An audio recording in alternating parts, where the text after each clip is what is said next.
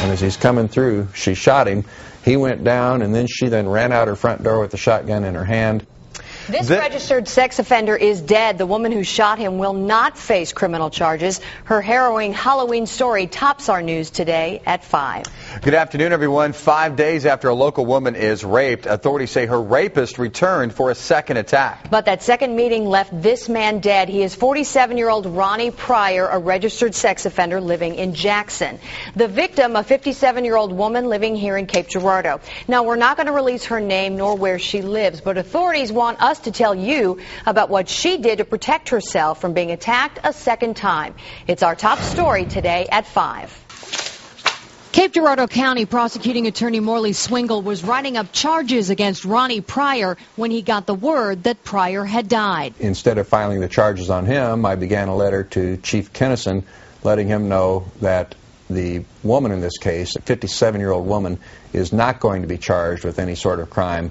Swingle's letter lays out a harrowing story that begins 5 nights ago when a man breaks into the woman's home through a basement window and rapes her. She had seen his face and had described these unusual black spots on his face, these blemishes, but she didn't know him. He was a complete stranger.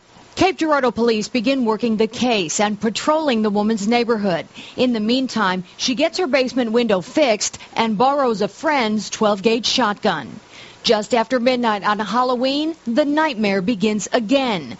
The woman hears a car door slam and calls 911. Once they satisfied her and themselves that nobody was there, they left.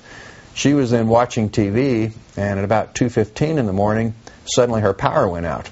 Swingle says Ronnie Preyer had broken back in through the same basement window and cut off the electricity. She got spooked when her electricity went out. She got a shotgun, and she sat in the chair listening. Then she heard somebody slamming against her basement door in her kitchen, and she went and looked at that kitchen door, and he slammed it a second time and actually broke through it. And as he's coming through, she shot him.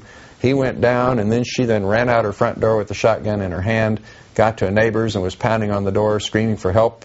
Officers arrived in seconds to find Preyer stumbling through the victim's backyard. He died at a local hospital 7 hours later.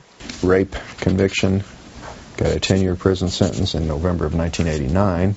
Morley Swingle calls Ronnie Preyer a career criminal with 11 felony arrests and 5 convictions. Having just fought to protect Missouri's new rules on sex offenders and Halloween, Swingle sees the bizarre timing of this already closed case. If Ronnie Preyer had pulled off what he intended to pull off, it would have been a registered sex offender raping a woman on Halloween. It's just that she had taken steps to make sure it wasn't going to happen to her again by notifying the police department, by asking for the extra patrols, and by arming herself with a gun.